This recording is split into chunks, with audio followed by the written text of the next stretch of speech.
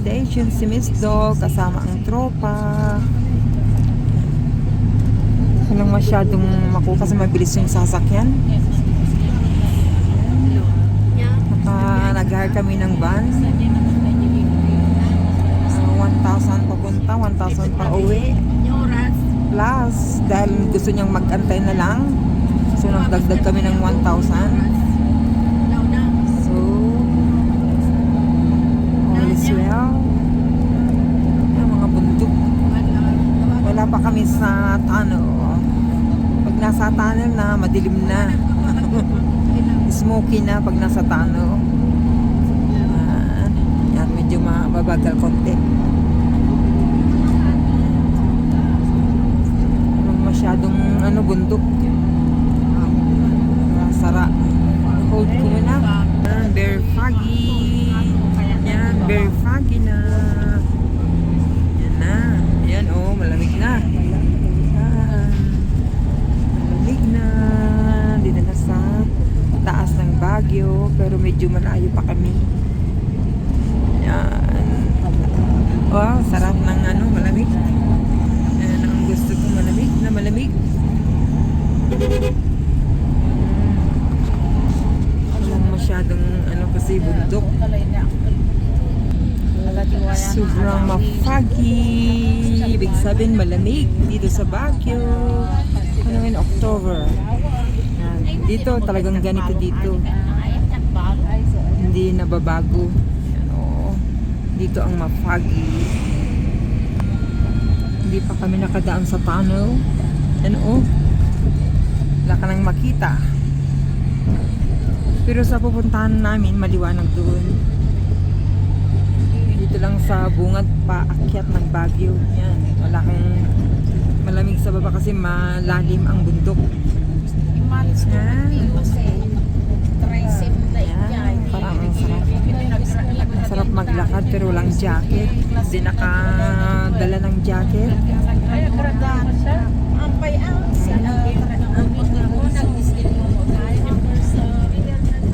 Yan, oh. Maingit tong sasakyan namin. Bluk, bluk, bluk, bluk. Yan.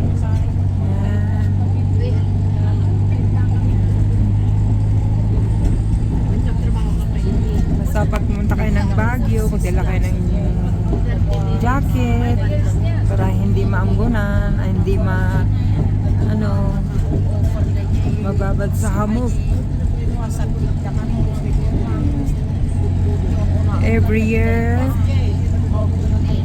nagpupunta kami dito dahil naging sa pandemic na-stuck ng ilang taon, hindi ako nakauwi, kaya ngayon ulit kasama ang tropa. Nag-i-enjoy. Basta nandito sa Ate Do. Basta mag-i-enjoy ang lahat. Bukas may lakad ulit ako.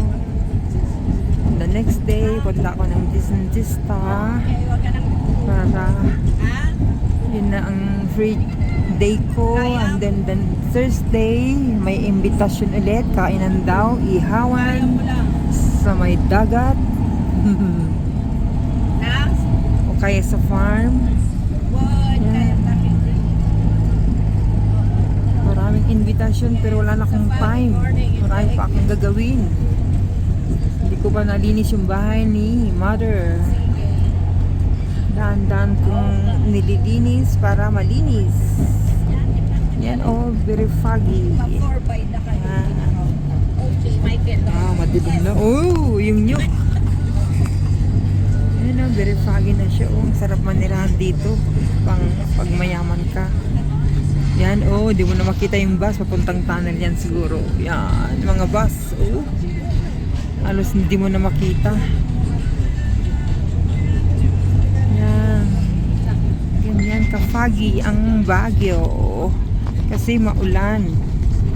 Kahapon ang lakas ng ulan. Ayan. Wow. Galing-galing. Na-miss ko ang Baguio sa lamig. Kasi ayaw nilang mag-overnight. Kasi busy ang lahat. Everyday may lakad. Nung dumating ako noon, Hindi pa ako naglalabas. Kakarating ko lang. Nag-sleep over sila. Hindi naman ako pwede kasi siyempre barating pa lang ako. Kaya ngayon ulit ang pagkakataon. Yan ang dilim Yan. Yan.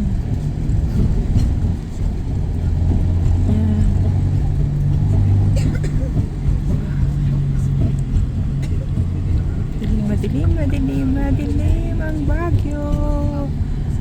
Yan, mga taga Baguio. Andito na ang Baguio, madilim, mahamog. Yan si Lola Patricia na nandyan sa alaga ng mga team Kalingap. Dito na yung lugar mo malamig. Mahamog. Yan, dito sa Baguio, pwede kang mag-coat. Magdala ng jacket coat. Ayan, tanan na.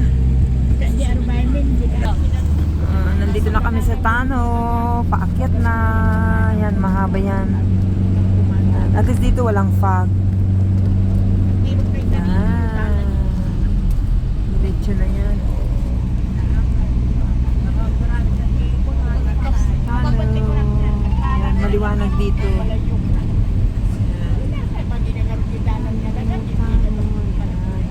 Hindi masyadong mahaba yung Tano. Malapit na tayo? Hindi pa. Pinanida? Yan na. Yan, mahabang view ng bundok ng Baguio. Yan na. Yan. At least may view na. Makikita mo yung ibang bahay.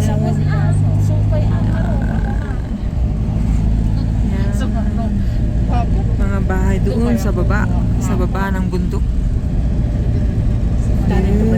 Paano na yung mga farm nila pag lagi ganito? Mas maganda. Mas maganda.